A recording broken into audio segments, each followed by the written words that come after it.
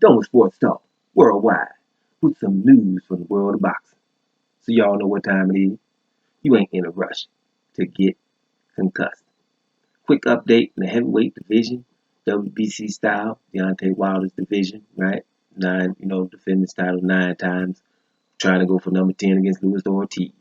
But news is Oleksandr Usyk, undisputed cruiserweight champion, been installed number 5 WBC, and it's a pretty good thing. Most of the time you'd be like, well, how you won't just come in there and get number 5? People behind you can't just come in like that. Well, we gotta be honest. This is Oleksandr Usyk we're talking about. We're talking, undisputed cruiserweight champion, going to everybody's backyard. We don't have to keep, mentioning it, but it ain't nobody else even doing anything remotely like that. So it's royalty, get up out the way. And and the dudes, it's a strong division. When you're talking about Dillian White, number 1, shouldn't be because he's doped. But let's see what happens. Tyson Fury, lineal champ, number 2, right? Ortiz, number 3. Povetkin, number 4. Usyk coming in at number 5. Then you got Kanauki. Kanauki's the dude, number 6. There ain't nobody gonna fight, right? Joseph Parker, number 7. Kubrat Pulev, number 8. Oscar Rivas, that fight with Dillian White, number 9. Think about it. Joe Joyce, 10. Filip Hrgovic, right? Aga Kabayel, Derek Azura, 13. Michael Hunter, 14. And Danny Dubois, 15. Everybody I mentioned, you remotely kind of paying attention to boxing, all of them have done things. Pretty good fights.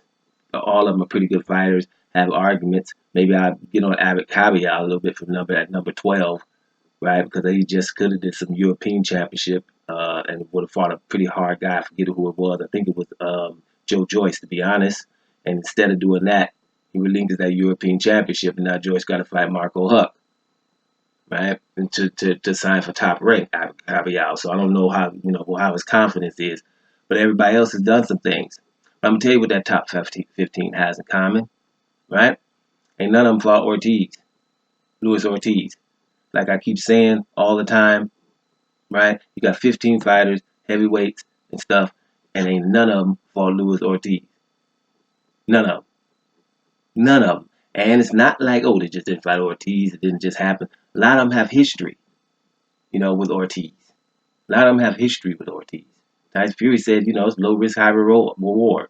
I ain't messing with that if I ain't got to. Somebody, you stupid for doing it. Dillian White had 2 opportunities. Right? Don't have to get into it every time, but he's got 2 opportunities. Where's Povetkin? I don't know what's up with him. Ain't no history there. But there's a lot of people who had history and had an opportunity to fight this guy. Right? He's been there. People have definitely known this is a good fighter, but nobody has gotten to the ring. How can 15 fighters who are now the top 15, none of them have no history? And pretty much not too much history with themselves. So, matter of fact, if they give them franchise championship, that's what they should do Wilder.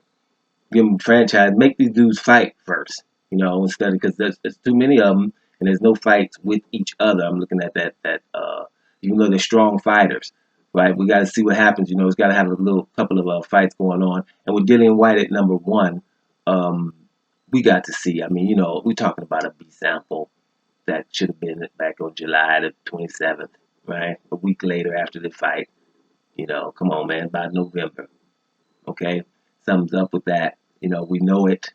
But it seems like people are kind of talking of like him coming back.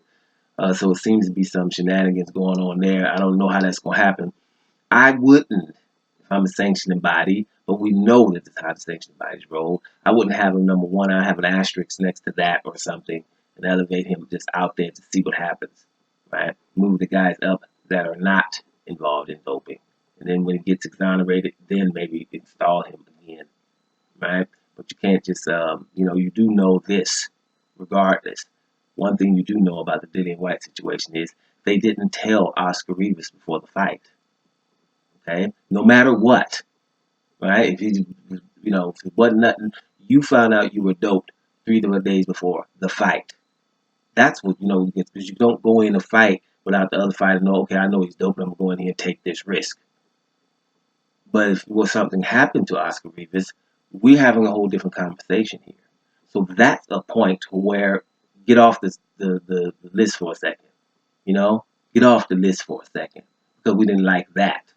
But people ain't focusing on that. Just well, the B sample, well, it's not been proven and all of that. Yeah, but what was proven is you didn't tell the dude to give him the opportunity to react.